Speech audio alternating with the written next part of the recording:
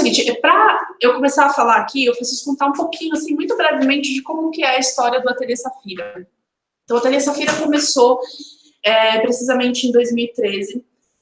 Na realidade, a sementinha do Ateliê Safira, ela vem lá desde a minha infância, porque eu sempre gostei muito de artesanato, né? Eu sempre gostei muito de artes manuais. A minha mãe, que inclusive se chama Safira, e é por isso que o meu ateliê tem esse nome, em homenagem a elas, faz coisas lindíssimas, diversas áreas, não encadernação nem cartonagem, mas faz várias artes. Ela pinta tela, óleo sobre tela, faz quadros lindos.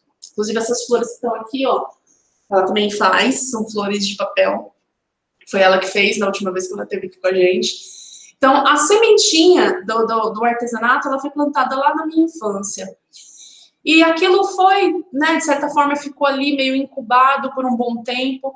Porém, eu nunca pensei em trabalhar, né, durante a minha adolescência, depois, né, antes de ser mãe, vamos dizer assim, eu nunca pensei em trabalhar necessariamente, nunca me vi trabalhando com artesanato, apesar de gostar, de vez em quando eu sempre pegava alguma coisa para fazer, gostava de assistir aqueles programas de artesanato da Ana Maria, do Sabor de Vida, né, enfim, sempre gostei de acompanhar isso. O futuro que eu queria para mim, para vocês terem uma ideia, era concurso público. Atualmente, eu sou uma funcionária pública, justamente porque eu vinha já batalhando para isso, né, e conquistei um cargo público e tal. Então, eu divido meu tempo entre o funcionalismo público e o artesanato.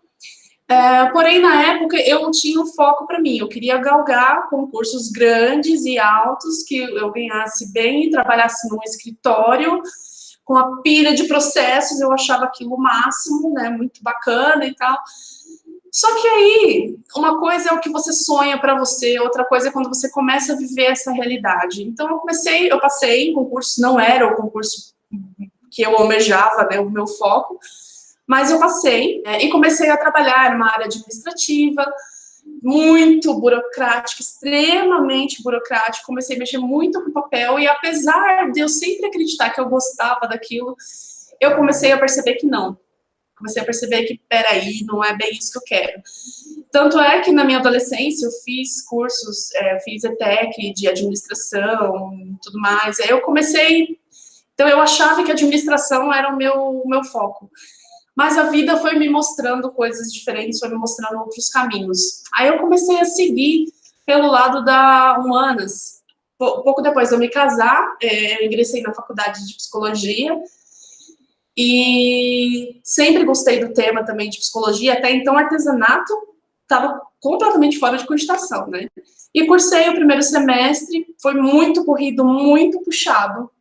Na época eu trabalhava como chefe de seção no setor público onde eu trabalhava, era muito corrido, sempre ultrapassava a carga horária, então eu saía do trabalho direto para a faculdade, chegava em casa mais de meia-noite, meu marido ia me buscar lá em cima, no ponto de ônibus, então minha vida era uma loucura.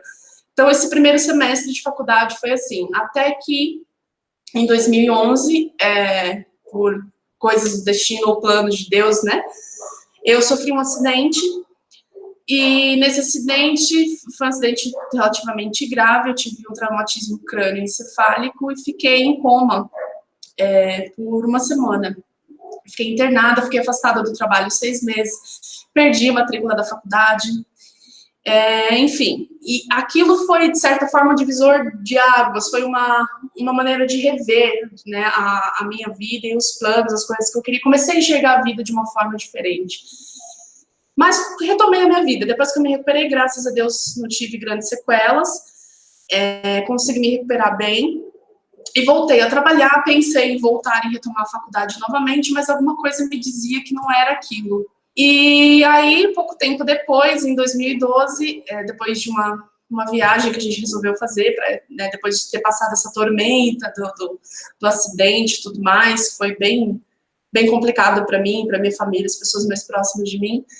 A gente foi fazer uma viagem para uma cidade muito linda, a cidade de Bonito, lá em Mato Grosso do Sul. Depois dessa viagem, eu descobri que eu estava grávida.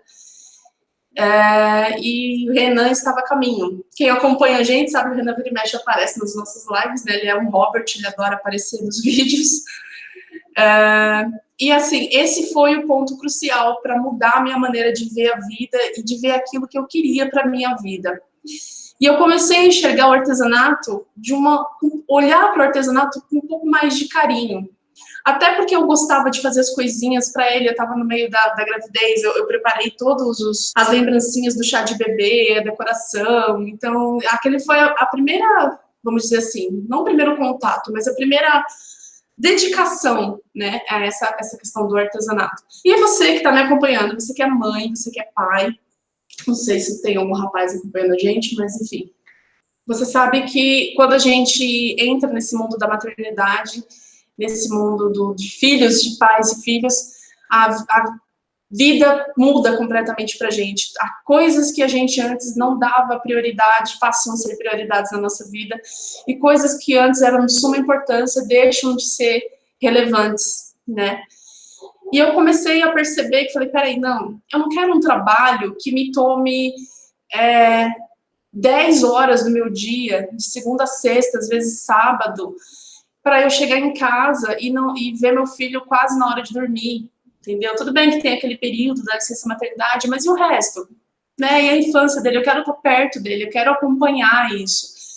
E o artesanato apareceu como um caminho, eu tenho para mim que foi um caminho de Deus na minha vida. Né? Durante nesse período que eu fiquei afastada do trabalho, até mesmo antes de engravidar, que eu ficava só, não podia me movimentar muito, tudo, ficava no quietinho lá assistindo. Assistia muitos vídeos, principalmente os vídeos do Sabor de Vida, da Beth, né? E lá eu comecei a conhecer a cartonagem, primeiro eu tive mais contato com a cartonagem, algumas peças, depois eu comecei a ver encadernação, comecei a me apaixonar, comecei a ver professores, sabe, ensinando coisas incríveis, e aquilo foi crescendo dentro de mim. E quando a Renan nasceu, depois, né, que meu filho nasceu e que eu voltei a trabalhar novamente, voltei da licença maternidade, tirei todas as licenças que eu podia, fiquei o máximo de tempo que eu pude com ele, né, integralmente, eu comecei a falar, peraí, gente, acho que isso aqui dá certo. E eu fazia uma peça, eu comecei com ecocartonagem, na verdade, fazendo as primeiras peças com caixa de leite. Existem trabalhos incríveis, né? Se você dá uma procurada aí pelo YouTube, você vê que tem pessoas que fazem coisas incríveis com caixa de leite, com essa técnica da cartonagem, da ecocartonagem. E eu comecei a fazer, o pessoal começou a gostar, falou, beleza, mas peraí, por que você não vende um desse pra mim, né? É legal. E aquilo foi indo, foi passando, de primeiro para os familiares, aqueles contatos mais próximos, o pessoal foi gostando, eu comecei a vender, não tinha a menor ideia de que preço eu ia dar, eu jogava um preço lá e ponto, né? Até que eu resolvi transformar isso numa coisa mais profissional. Eu resolvi transformar isso, eu pensei assim comigo, mas peraí, gente, eu acho que isso aí dá negócio. Isso aí vira, isso aí vai dar certo. E aí eu comecei a assistir alguns vídeos no YouTube, a gente sempre começa com esses vídeos gratuitos, então dificilmente você vai ter dinheiro para logo de cara já investir em grandes cursos. Eu fiz cursos profissionalizantes depois, grandes cursos depois, mas isso com o tempo, conforme foi entrando dinheiro e tudo mais, né? Conforme eu fui achando o meu caminho, o meu foco, onde que eu queria seguir. E eu comecei a fazer pequenas peças, como case de celular, carteiras pequenininhas, assim, coisinhas pequenas, simples, bloquinho, essas coisas mais simples. Mas o que realmente começou a dar resultado, na época, então, eu abri uma loja no Elo7, eu descobri o Elo7, que até então eu nem conhecia, comecei a fuçar sobre o assunto, descobri que tinha uma marketplace, que a gente conseguia colocar as nossas peças lá e só pagava se vendia, pagava por comissão. E aí eu montei essa loja no Elo7, fiquei 3, 4 meses sem vender absolutamente nada, então foi bem frustrante, assim, no começo. Quando eu coloquei as agendas, quando eu falei, peraí, peguei uma agenda como essa daqui, dessas compradas em papelaria, né, e transformei ela, assisti alguns vídeos a respeito e comecei a fazer alguns testes. Então eu fiz a primeira, fiz a segunda, fiz alguns testes, e a agenda ficou muito linda. Eu falei, gente, calma aí, vamos pensar.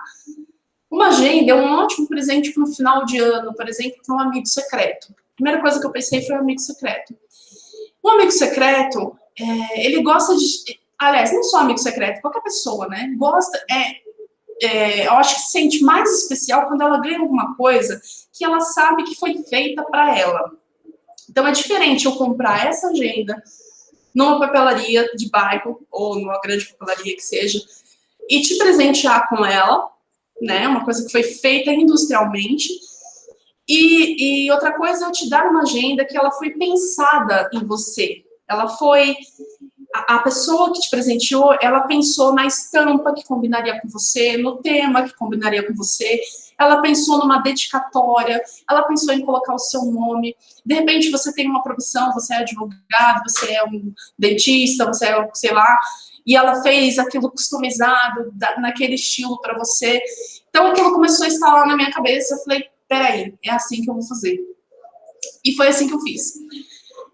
Comecei a ver algumas técnicas, aí eu já comecei a procurar cursos mais, né, profissionais, vi algumas técnicas de personalização, comecei a desenvolver outras baseadas naquela que eu aprendi, né, a gente vai capturando ideias dos cursos que a gente vai fazendo e vai montando o nosso próprio jeitinho de fazer.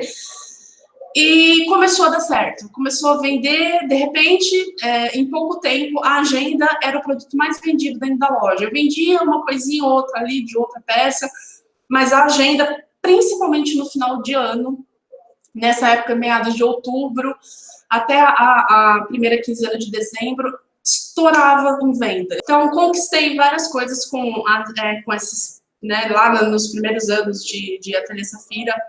E a agenda sempre foi o carro-chefe, dessa forma ela se tornou o carro-chefe. E o que eu quero dividir com vocês hoje são as principais dores, eu dando uma recapitulada, um flashback em como, nas coisas que eu pensava na época, eu comecei a recapitular quais foram as dores que eu senti na época, quais foram as minhas maiores dificuldades, as minhas maiores dúvidas, aquilo que atrasou, de certa forma. Não sei se eu posso dizer que atrasou, porque eu acho que tudo tem um tempo certo na vida da gente, né?